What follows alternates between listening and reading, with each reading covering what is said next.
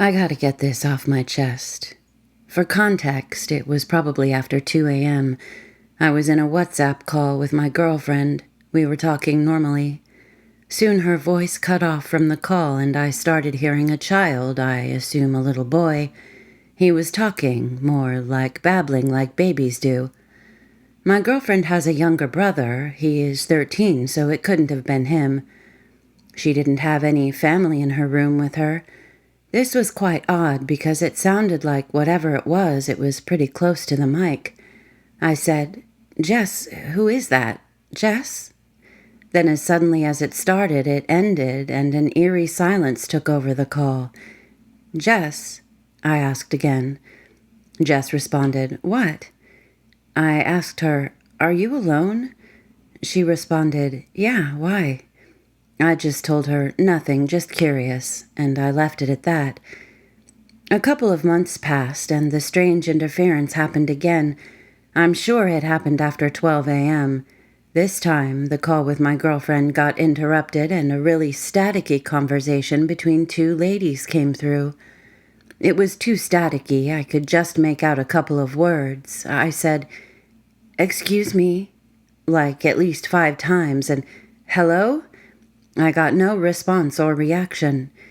When silence filled the call once more, I called out for my girlfriend and asked her, "Did you hear that?"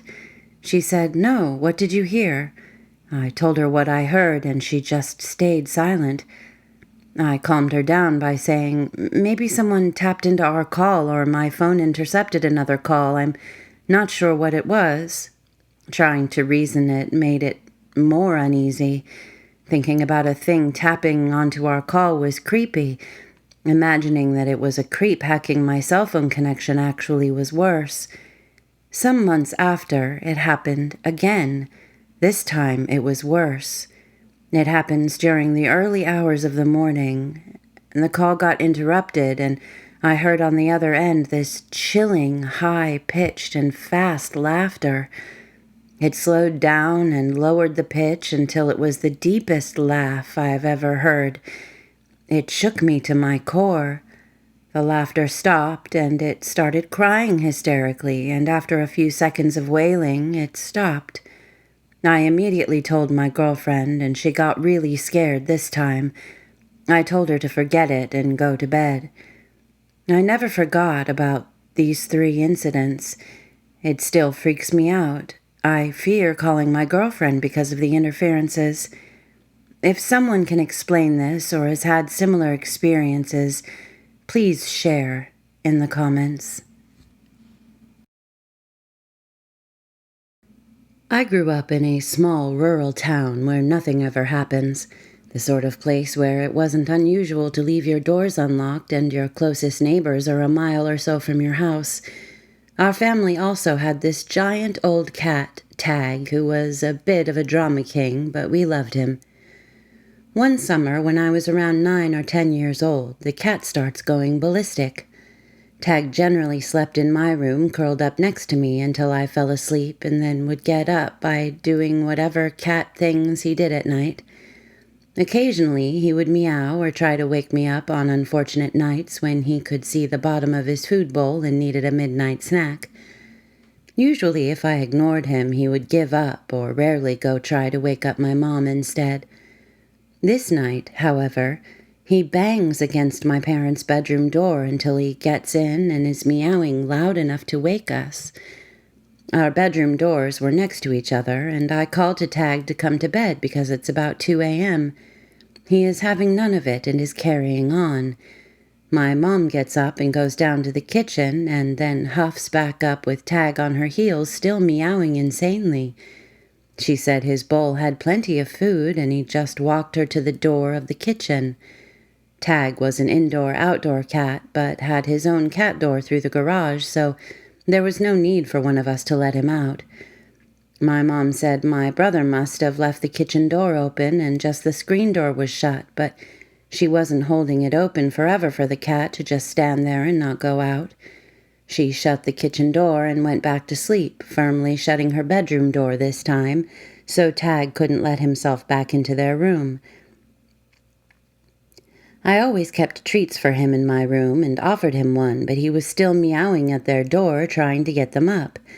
I grabbed him and brought him into my room and shut my door to try to get him to sleep. I lay in bed trying to go back to sleep and Tag meows at my door wanting back out. I finally open my door and he bolts back downstairs towards the kitchen, and that's when I heard what sounded like a door slamming. I have 3 older siblings, though, and someone is always up watching TV or running to the bathroom, so I think nothing of it. The cat finally stalks back into my room, but instead of curling up in my armpit like usual, he sat at the bottom of my bed staring at my door. I fell asleep until morning when some commotion wakes me up and I pad down to the kitchen to find my parents on the phone with the police. They got up as usual to get ready for work, and while making coffee, my mom went to grab her rings from the little jewelry dish she had by the sink because she would take them off in the evenings to rinse dishes and load the dishwasher, but discovered the dish was empty this morning. Small town, so the sheriff sends a deputy over, and when my dad walks out to meet them, sees the ATV is missing from out back. The key is off the key ring. My brothers are all up at this point too, and we are all freaked out that while we were sleeping, some robber came in and removed the ATV key and saw an opportunity to take my mom's rings. They were asking if we had any clue when it happened, and my parents said no. My mom asked my middle brother, who was a freshman in college and home for the summer, what time he ended up off the couch last night and if he heard anything. He said he went to bed at 10 or 11 and asked what she meant, as his bedroom was in the basement and he wouldn't have heard anything in the kitchen.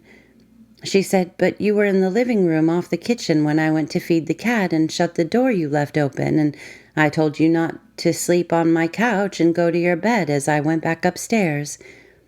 He told Mom he was in the basement since dinner and never went out or came upstairs again. He watched a movie in the basement living room before going to bed in his own bedroom.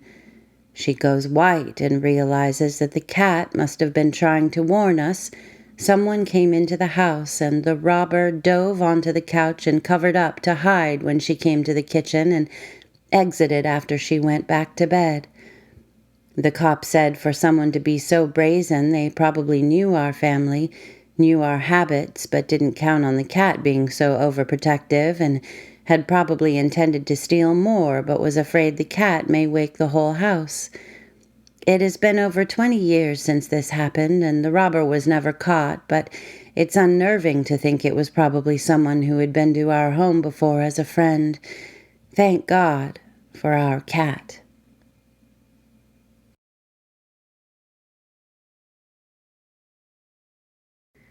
So this happened 20 years ago, but it's one of the most vivid memories I have from my childhood. One night, my parents and my best friend's parents decided to take us out to a little neighborhood Italian restaurant for dinner. Cozy, quiet little place we'd been to a million times because it is walking distance from our apartment building. It was set back in a strip mall that basically shut down after dark, except for a donut shop that stayed open late. This was the San Fernando Valley in the early 90s, very sleepy, streets empty at night. So just behind the restaurant, a steep hill loomed up to form a hilly part of the city. Me, an 8-year-old female, and my BFF, a 10-year-old female, had finished our food and asked to go sit out front of the restaurant on the benches by the front door. Within eyesight of our parents, but for a little autonomy, you know.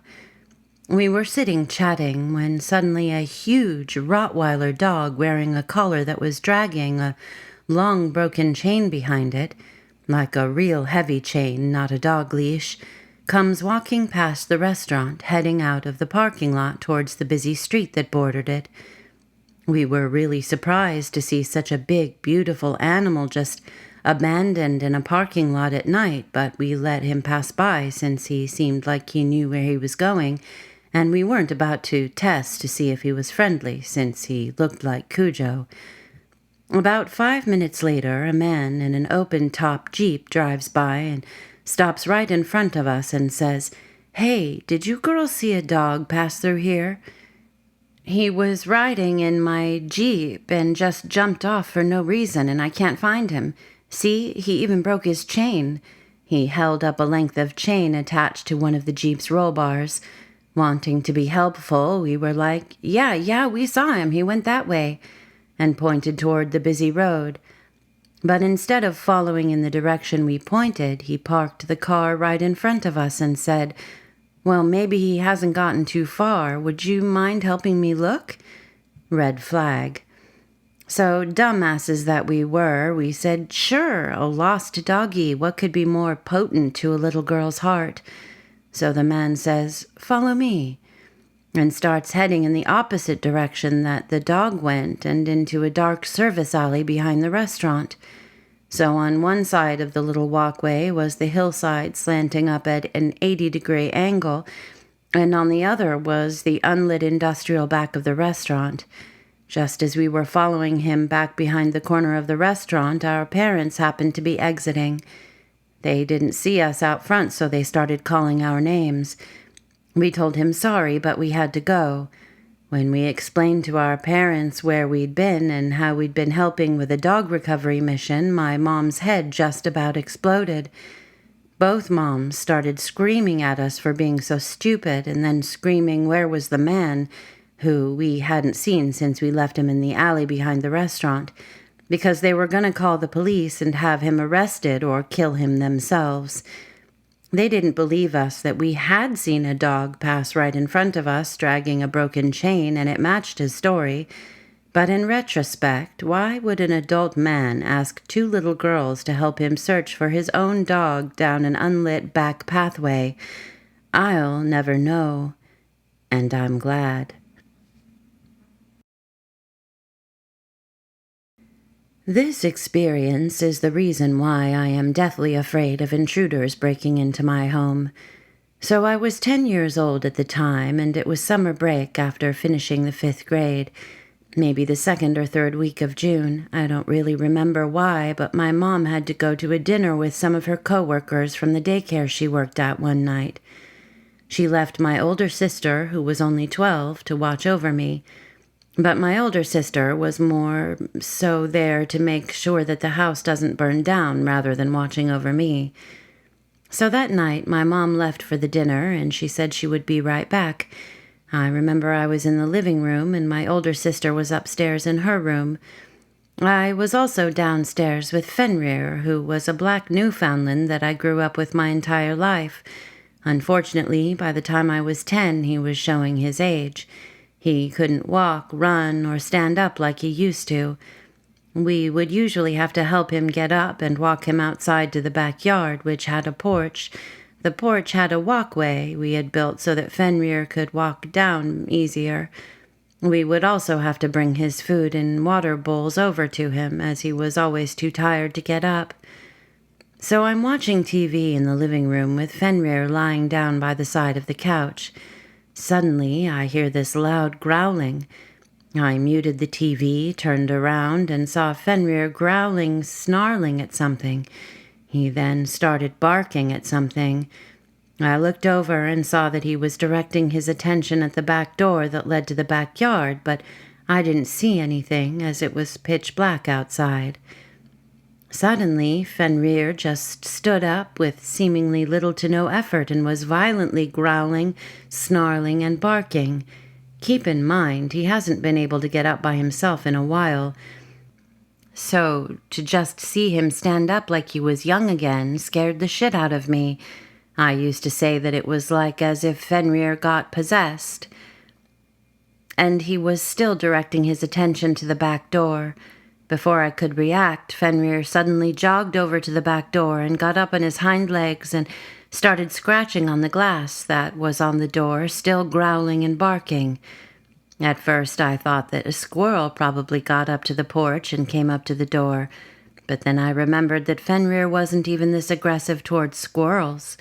When he would see one when he was younger, he would bark and chase it, yes, but it was more so to scare the squirrel off rather than actually hurt it. And to add to that, Fenrir was not an aggressive dog. He was always sweet to people and other pets. He was also usually calm. So to see him going feral like this actually scared me. He sounded like he wanted to kill something. I finally walked over to the back door that Fenrir was clawing at. I sort of pushed him away, surprised that he didn't snap at me, and I decided to put my face up against the glass to peek out and see if anything was there, but I didn't see anything. All the while, Fenrir is still scratching, growling, barking, and now baring his teeth and drooling to my right. I then walked to the right, where there was a light switch that turned on the porch lights, and Fenrir went back to his spot, scratching and growling and whatever he was upset about. Then I flipped on the light switch. And the second that happened, I saw a man dressed in all black, classic burglar outfit with gloves, a ski mask, and everything. At first, he was seemingly looking into the door with his face and hands pressed up against it, and when I turned on the lights, he got startled and took a few steps back. He then turned over to me, and it was like time was frozen. We were both just frozen, staring at each other for a few seconds. And me, being only 10 and not really knowing what to do, I quickly reached out to the knob of one of the back doors, more specifically the door that Fenrir was still scratching at, and swung the door open. The guy tried to run, but Fenrir was right on top of him. The guy wasn't even able to get off the porch before Fenrir latched onto him. And when I say latched on, I mean latched on. Fenrir had first bitten down on the guy's leg and then moved and was biting down on the guy's arm. The guy tried to hit Fenrir off of him, but he was just not able to. And I was just frozen, staring down at Fenrir, really biting down on him. To be honest, I was more so scared of my own dog than the guy that was most likely going to break in, since I've never seen him be this aggressive in my entire life. I actually thought that Fenrir was just going to straight up kill the guy. Eventually, the guy screams in agony, which I guess caused my sister to run downstairs to see what was going on. Not really sure why she didn't come downstairs when Fenrir was growling and barking the first time, but I digress. My older sister was freaking out and eventually called 911. She then told me to go to my bedroom, which was also upstairs, so I did. I ran to my bedroom and just stayed there in shock of what I had just seen and the whole situation in general. A while later, the police showed up and my mom eventually showed up. She burst through my bedroom and basically gave me the tightest bear hug I've ever gotten from her. I remember that she was also crying, worried sick that I was hurt. While I was shaken up, I wasn't physically hurt. At one point, I finally go downstairs and I see my older sister talking to a police officer, while Fenrir was lying down next to her with some blood on his face, much like Cujo. I remember thinking, oh my God, Fenrir just killed somebody. And then I also remembered that when I put my face up against the glass on one of the back doors to see what Fenrir was so pissed off at, I most likely put my face directly where the guy still had his face up against it on the other side. So I made indirect eye contact with this guy before I turned on the lights without even knowing it. However, while the guy lost a lot of blood, he didn't die. And to be honest, I don't really know what happened to the guy afterwards, other than he had to have gotten arrested. My mom was instantly looking into buying a new house and moving, and we all eventually moved when I was maybe 11 or 12. Unfortunately, before that, first I had developed my intense fear of dealing with intruders, so much so that I couldn't look outside in windows when it was pitch black outside for a while because I was afraid I was just going to see a face right there. And second, a few months before we moved, we had to put Fenrir down because he was just too old now. Needless to say that 2014 was the year that my childhood and innocence died. I'm 18 years old now and have since been able to look outside windows when it's dark outside now. While I still am afraid of intruders, it's not really as bad as it used to be. When I move out, I'm definitely getting a big dog of my own. I will forever be thankful to you, Fenrir. Had it not been for you, who knows what the guy could have done to either me or my sister.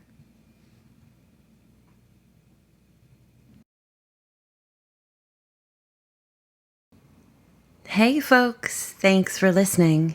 If you like what you heard and you haven't subscribed already, please do subscribe and hit the like button, as they're both very helpful to my growth here on YouTube. If you have a suggestion or simply want to say hello, please leave a comment below. I love to hear from you guys. And if you have a story of your own you'd like to share and possibly have read on the channel, send it to me at veronica45stories@gmail.com. Link is also in the description, as are other ways to support the channel if you feel so inclined. I post 2 to 3 times a week, as often as I can, and I appreciate you guys being here more than I could ever say. And until next time, be good.